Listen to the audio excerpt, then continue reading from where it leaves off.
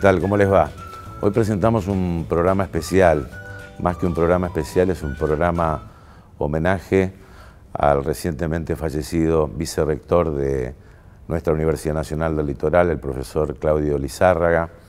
Bueno, muchos amigos, docentes, colegas decanos, alumnos, bueno, nos han pedido la posibilidad de recordarlo de esta forma. Así que hoy en Perfiles de Época, lo que en su momento charlamos en una conversación íntima y profesional con el profesor Claudio Lizárraga.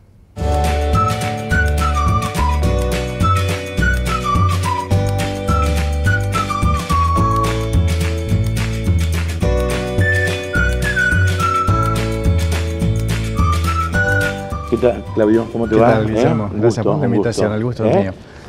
Antes que nada, ¿no? En tu vida, ¿por qué abrazaste la vocación del profesorado y, digamos, vinculado a la historia? Yo siempre digo que descubrí en la escuela secundaria que me gustaba la historia. Tuve la posibilidad de encontrar allí profesores. Soy egresado de la Escuela Normal Superior San Martín de Santa Fe. ¿Naciste en Córdoba? Sí, nací en Córdoba. Nací en Córdoba, tuvimos familiarmente un periplo interesante en la familia por el interior de la provincia de Santa Fe, un pequeño pueblo aquí muy cerca que es Santa Clara Buenavista, donde viví mi infancia casi completa. Y luego vinimos a vivir aquí a Santa Fe en los albores de la democracia recuperada en Argentina, en el 82, 83, exactamente. Y bueno, y ahí descubrí mi vocación por la historia. La verdad que lo fui sosteniendo a lo largo del tiempo y realmente es mi pasión en el estudio, en la investigación, en la docencia. ¿No te llegó la medicina? No, la medicina no. Ha ido por otros lugares en mi casa, pero no por mí. Tu padre era un activo y de gran trayectoria médico de Santa Fe, que trabajó en el hospital público. Así es. Fue durante mucho tiempo jefe del servicio de guardia y urgencia del hospital Cuyen. Así que sí, claramente. Y la historia tiene que ver con bueno, saber el contexto, hacia dónde vamos, conocer el pasado también para ubicarnos, ¿no? en el mundo moderno también, ¿no? ¿Qué universidad imaginás para el futuro, ¿no? Ya con esta tremenda responsabilidad que incluso bueno, abarcan los 100 años de esta universidad, ¿no? Claro. Sí, justamente, además en un momento de cruces simbólicos, políticos, ideológicos muy fuertes que va a atravesar la Universidad Nacional del Litoral.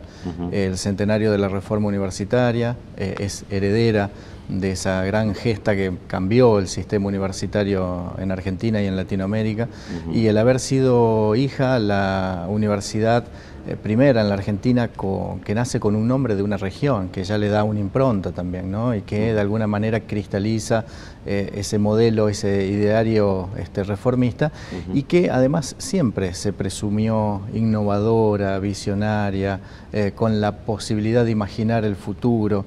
Y creo que ese es el gran desafío, digamos, poder redoblar la apuesta en una larga tradición que tiene que ver con eso fundamentalmente. Una universidad fundamentalmente que renueve el compromiso que ha consolidado a lo largo de este tiempo con la sociedad en la cual se encuentra inserta. Ahora, en un momento creo que distinto de la época en las luchas estudiantiles, vos fuiste presidente de la FUR, ¿no? Pero había otro contexto también. Sí, país, claramente.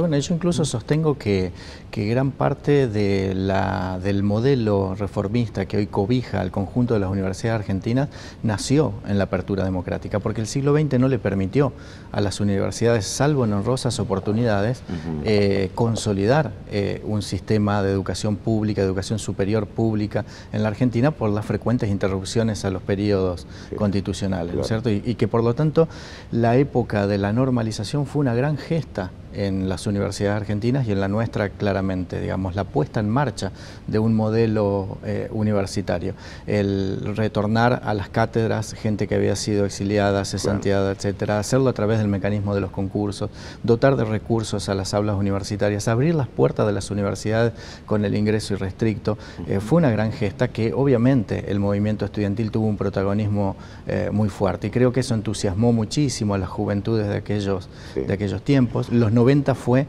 la lucha contra los embates a ese modelo. Claro, exactamente. La época liberal, digamos, de dejar de ser una universidad no gratuita, porque en realidad se paga con los impuestos de todos los argentinos, que después vamos a hablar de este tema, pero sí con un ingreso irrestricto. Sí. Me siento protagonista de esa época fundamentalmente, de los años 90, digamos, ¿no? de encabezar los grandes procesos de movilización estudiantil y de toda la comunidad universitaria en contra de aquellas políticas. Esto se mantiene inalterable, ¿no? El ingreso irrestricto. Sí, yo creo que sí. Hay un desafío por delante, que es pensar más allá de que solo con el requisito de haber terminado la escuela secundaria se ingresa a la universidad, y que eso es una carta que le da el reaseguro al joven de 18 años de que en 5 o en 6 años va a terminar una carrera universitaria. Es decir, hay problemas que tenemos que pensar hacia adentro de la universidad, es decir, pensarla hacia el interior del ámbito universitario, y que tienen que ver con qué estrategias y qué herramientas diseñamos para pensar en nuevas juventudes que son claramente heterogéneas en nuestro país y al momento del ingreso a la universidad, pero también pensar en quienes no ingresan a la universidad. Esto es uno de los grandes desafíos. Por supuesto que nosotros no podemos demasiado hacer en términos de los escalones del sistema educativo, pero sí trabajar en las articulaciones y trabajar en relación con las políticas públicas que tengan que ver con vencer aquellas barreras que inhiben una verdadera democratización del acceso a la educación superior. Ahora, ¿cómo se desanda el camino para solucionar el tema del gran desgranamiento que hay, primero en la enseñanza media, ¿no? Donde hay una deserción, un abandono, bueno, cercano al 50%, sí, muy importante, ¿no? Y también en los primeros años de la universidad, también otro tanto se va, ¿no? Sí. O sea, ¿qué diagnóstico? ¿Por qué nos está pasando esto hoy en la Argentina? Bueno, yo creo que este es un problema que las universidades tienen desde hace larguísimo tiempo. Hay variables que tienen que ver con los contextos educativos y los procesos de enseñanza y de aprendizaje. El paradigma de enseñanza de la escuela secundaria, fuertemente centrada en los contenidos y fundamentalmente los contenidos disciplinares, casi a veces en compartimentos estancos, no es exactamente el mismo paradigma de la universidad, donde el conocimiento aparece permanentemente en interrogación. El modo de relacionar al alumno con el conocimiento es bien diferente. La producción del conocimiento, la generación del conocimiento, la problematización de la realidad de acuerdo a cada uno de los objetos de estudio y de investigación son diferentes, y eso provoca un quiebre importante. Pero que hay que trabajarlo y hay que profundizar las estrategias que tengan que ver con ese tránsito, que podríamos ubicarlo dentro de lo pedagógico, lo epistemológico, etcétera, que se puede trabajar, porque en algún momento el alumno se vuelve un estudiante universitario que logra, digamos, incorporar esas herramientas. Pero hay otras variables que tienen que ver también con puntos de partidas o realidades de procesos educativos muy diferentes, ¿no? De acuerdo a las procedencias. ¿Es un tema pedagógico del nivel medio? Creo que hablamos de este tema alguna vez, o es una cuestión vinculada a la cultura del estudio. Porque por allí, simplificando la idea, en el nivel medio se cumple. Y en la universidad se autogestiona el estudio. Es decir, yo tengo que estar sentado 6, 7 horas estudiando, ¿no? Sí. Es así, hay que administrarlo, hay que hacerse de un tiempo y hay que desarrollar capacidades de autonomía frente al estudio y a la administración de ese tiempo y de las posibilidades, digamos, del cursado, del acceso al material que resulta de alguna complejidad mucho mayor que quizás el que se tuvo acceso en la escuela secundaria, y quizás a veces nos encontramos con que frente a estas cuestiones el alumno que ingresa a la universidad no está lo suficientemente preparado para poder, digamos, enfrentar este nuevo contexto de estudio. Además de que también el ámbito es diferente, porque esa autonomía, esa independencia, digamos, forma parte de la vida universitaria, ¿no? Es decir, en la que muchas veces a lo mejor el joven puede sentirse desorientado, no acompañado, solo en su situación, cuando en realidad quizás es una situación compartida con muchos jóvenes, ¿no? ¿Y crees que el pibe de cuarto, quinto año, ya próximo a egresar, tiene realmente conocimiento digamos, de la carrera universitaria? ¿Sabe lo que es un ingeniero, un médico, un arquitecto? ¿En qué consiste su carrera? ¿En qué consiste el estudio?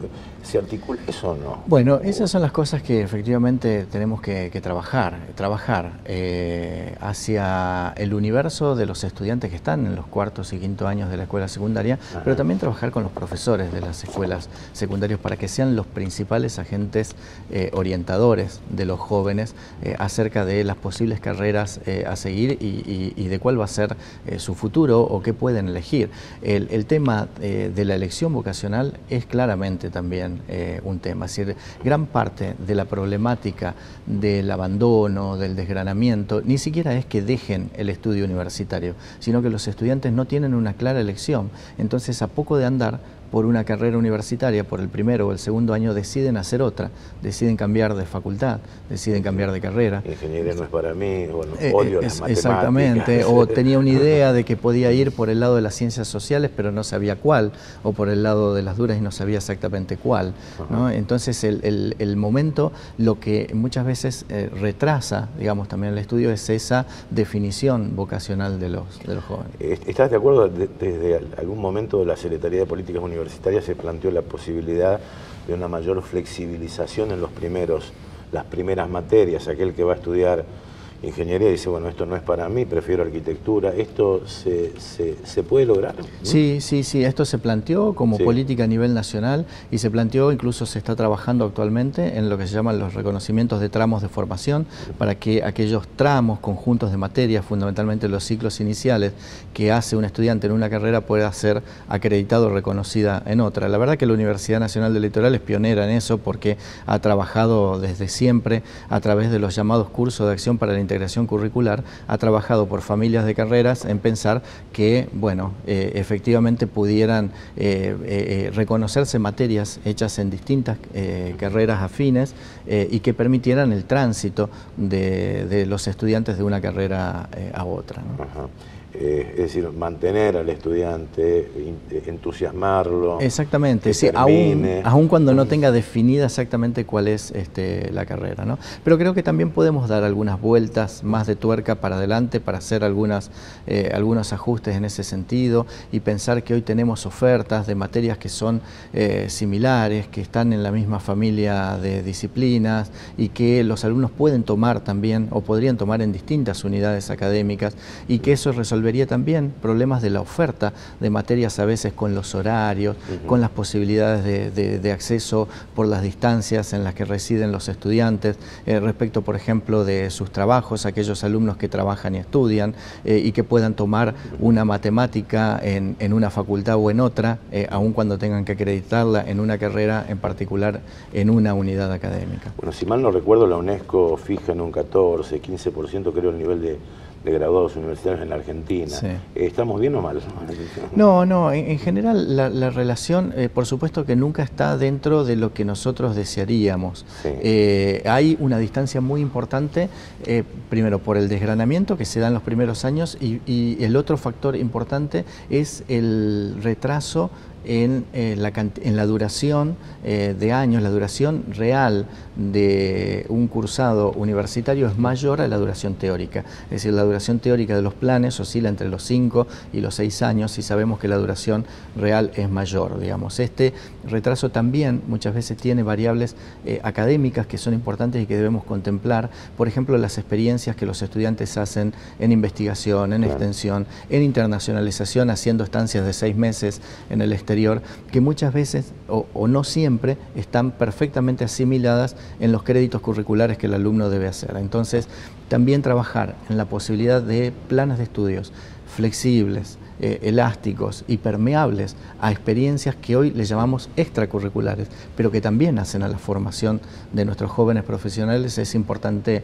que trabajemos en esa articulación para reducir las distancias entre la duración real y la teórica de los planes de estudio. Bueno, vamos a hacer una pequeña pausa, Claudio. Me gustaría, bueno, me queda algo pendiente. Bueno, ¿qué hace la universidad frente a los que no ingresan a la universidad? ¿Cómo se presenta el desafío de la universidad frente a las nuevas tecnologías, por ejemplo? ¿Quién define la estrategia de las carreras? ¿El mercado o no? Claro. Perfecto, enseguida. Seguimos con el profesor Claudio Lizárraga, vicerrector electo de nuestra Universidad Nacional del Litoral. Habían quedado algunos temas pendientes, ¿no? Un tema que que me hizo ruido es decir, ¿qué hace la universidad? ¿Cuál es el compromiso de la universidad frente a los que no pueden estudiar? Sí. Y que también solventan la universidad. Sí, claro, claro. Bueno, tenemos un sistema en la Argentina en que todos los ciudadanos, cuando sean pobres o ricos, cuando compran incluso aquellos elementos de necesidades básicas, la leche, el pan, sí, pagan el IVA, que es el impuesto que alimenta, digamos, el presupuesto que financia las universidades en el país. Por lo tanto, miles y miles de argentinos, aun cuando no tengan la expectativa o no tengan la posibilidad de ingresar a la universidad, están financiando a los jóvenes que sí estudian en la universidad y financian las universidades. Esto plantea un compromiso para todos los universitarios, ¿no? Es decir, de trabajar en devolverle a la sociedad ese aporte, pero fundamentalmente en términos de lograr equiparar aquellas cuestiones que en términos de injusticia se plantean en relación con la distribución de los ingresos, la riqueza, la pobreza en la Argentina, etcétera, ¿no? Entre ellos también la democratización del acceso a los estudios superiores, ¿no? Pues la idea es que un egresado, un profesional, le dé una mano a la comunidad que no puede pagarle. Bueno, eso desde ya, pero asumiendo también un compromiso ético, el graduado con su inserción en el medio en el que va a interactuar, ¿no? Es decir, aquel que es ingeniero, que es médico, que es arquitecto, es decir, pensando en cuáles son las necesidades y las respuestas que, digamos, es importante dar frente a determinadas demandas de la sociedad. Y decíamos en términos del ingreso, mucho en relación en poder generar aquellos insumos que permitan orientar políticas públicas, que permitan, al menos en principio, achicar la brecha entre los que terminan y los que no terminan la escuela secundaria, porque es el principal requisito para el ingreso a cualquier estudio superior, universitario o no universitario. Y que hoy es importante porque frente a los desafíos del campo laboral, la alta calificación de los jóvenes para la búsqueda de un empleo es importante. Entonces la posibilidad de continuar un estudio después de la escuela secundaria es realmente una oportunidad que debemos darle a todos los jóvenes. Claudio, hace muy poquito el propio gobernador de la provincia, a través de su tuit, pidió casi como un grito desesperado, pediatras para un hospital, para el hospital de Ceres. Hablando con los colegios profesionales, el mismo problema se plantea en Venado Tuerto, digamos, como política de salud, hablando de un tema, ¿no? Sí, sí. Ahora, ¿cómo se define la estrategia de la promoción de las carreras? Es decir, una pregunta, es decir, ¿sobran abogados? ¿Hay más, se requieren más ingenieros? ¿Esto lo define el mercado? ¿Lo define digamos, la complejidad económica del país? ¿Quién define esta estrategia? Sí, ¿no? O si hay que plantearla o no. Claro, yo creo que debemos trabajarla en forma articulada, las universidades, quienes brindan, digamos, propuestas académicas formativas de nivel superior en cada jurisdicción, en cada provincia, con el Estado, por supuesto, porque, bueno, las universidades en uso de su autonomía definen las propuestas académicas, y esas propuestas académicas son las tradicionales carreras, pero también aquellas nuevas que se van creando, a veces atendiendo a nuevas necesidades que van surgiendo. Pero luego no hay una política directa de inserción de esos profesionales. De modo que claramente hay que trabajar para ver cuáles son los lugares en el territorio, en la provincia, en el país, a los cuales debieran orientarse. Este problema... Por ejemplo, faltan enfermeros. Bueno, faltan enfermeros. Sí. Bueno, la universidad ha dado respuesta precisamente con propuestas académicas y formativas de nivel universitario en enfermería muy importantes, en obstetricia también, sí. Que son, sabemos, recursos importantes, digamos, en el área de la salud que hacen falta en todo el territorio provincial. Pero podríamos pensar en la docencia también. Sí. En mi facultad particularmente formamos profesores y al cabo del tercer, cuarto año ya tenemos alumnos avanzados que están encontrando reemplazos y horas en distintos lugares de la provincia, ¿no? Es decir, que hay necesidad de eso, lo hay, y muchas veces no, o no siempre están orientadas las políticas a favorecer y fortalecer aquellos lugares donde hay mayor demanda. ¿Y se da ese debate en la Argentina, Claudio? En Alemania dicen que están sobrando ingenieros, por ejemplo, ¿no? por claro, ejemplo, ¿no? Claro. Pero se da ese debate en el país, ¿o hay una gran concentración urbana de profesionales? Sí, sí, claramente, bueno, pero también demográficamente, poblacionalmente hemos asistido en los últimos años a una concentración urbana. Sí. Además, generalmente las posibilidades de acceso a la educación y a la formación profesional está ubicada también en las ciudades. Y muchas veces el que un joven del interior de una provincia concurra a una universidad en la ciudad también hace que encuentre algunas oportunidades que le posibilitan luego radicarse en esa ciudad. Pensar que desde el 2015 en adelante asistimos a un 95% de la población mundial concentrada en las grandes ciudades, ¿no? Sí. Este es un fenómeno que hay que analizar. Tal vez el éxodo en busca de trabajo, en fin. Exactamente. Pero bueno, sí, por ejemplo, en mi experiencia en la Asociación de Facultades de Humanidades hemos planteado, por ejemplo, la necesidad de atender a zonas del país donde desde las distintas universidades de las que formábamos parte entendíamos que estaba habiendo carencias importantes a nivel de formación de profesores y que debíamos trabajar en políticas que sostuvieran, digamos, y que incluso en algunas nos íbamos a encontrar a corto plazo con que íbamos a tener inexistencia de formación de profesores en algunos campos disciplinares específicos. Si lo reproducimos por los distintos campos formativos, seguro nos encontraremos con realidades similares. Bueno, a ustedes en la nueva gestión les toca un momento crucial de muchos cambios en la economía mundial, del avance tecnológico a saltos agigantados. No hace mucho tiempo un distinguido profesor de Harvard anunció algo bastante temerario, el fin de las universidades, sí, sí. Dijo por la tecnología. Digamos, ¿cómo se debe llevar, o sea, cómo se deben llevar las universidades con las nuevas tecnologías en el mundo, ¿no? Sí, hoy creo que habría que plantearlo incluso en términos más amplios, la educación formal en general en relación con las nuevas tecnologías. Sí. Yo considero que a partir de que las nuevas tecnologías han puesto, que este es el dato positivo, han puesto como nunca en la historia de la humanidad a disposición de las personas un volumen de información que décadas atrás no teníamos, le ha quitado al sistema formal de educación el monopolio de la eficacia educativa. Ajá. ¿Qué quiere decir esto? Que antes considerábamos que el lugar en el que se aprendía algo nuevo y fundamentalmente se incorporaban las herramientas para ser inteligible, para ser comprensible el mundo del futuro, era la escuela primaria, la escuela secundaria, la universidad. Hoy ese monopolio el sistema educativo formal no lo tiene. La universidad, ¿qué conserva a su favor en esto? Que todavía tiene como función esencial la generación del conocimiento y por lo tanto tiene la posibilidad, un profesor universitario que a su vez es un investigador en su campo, la posibilidad todavía frente al joven de sorprenderlo, de ponerlo frente al descubrimiento de algo nuevo, la posibilidad de algo que puede ser revolucionario, que puede cambiar las cosas en el futuro, que puede cambiar el modo de vida, el modo de alimentación, el modo de vestir, el modo de vivir.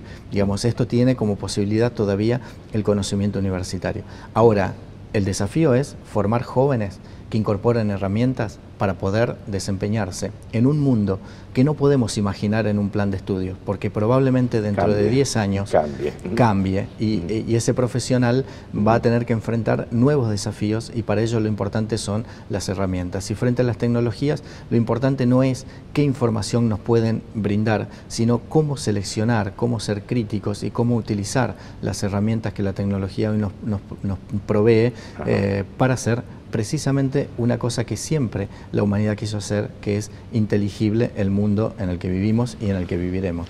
¿Cómo te imaginas los 100 años de la universidad? Bueno, primero con mucha celebración, porque esta es una universidad que ha consolidado su lugar en el sistema universitario argentino.